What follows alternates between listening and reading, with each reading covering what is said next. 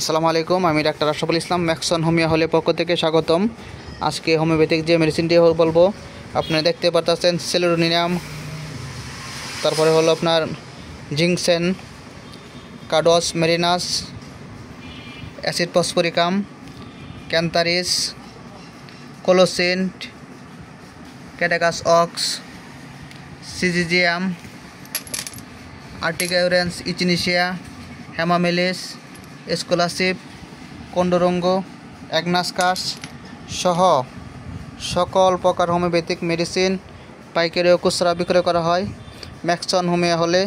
আপনারা দেখতে পারতেছেন যে ম্যাক্সন হোমিও হলে সকল ধরনের হোমিওপ্যাথিক মেডিসিন আছে। কারো যদি হোমিওপ্যাথিক মেডিসিন প্রয়োজন হয় আপনারা যোগাযোগ করতে পারেন।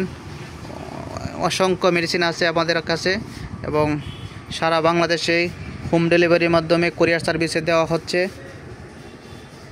যদি কারো বায়োকেমিক প্রয়োজন নিতে পারেন, মাথা টিংচার নিতে পারেন, ডাইলেশনগুলো নিতে পারেন, অনেক ওষুধ আছে এবং সিক্সিশন সহ দেখেন, সিক্সিশন সহ আমরা সকল ধরনের প্রোডাক্ট দিয়ে থাকি।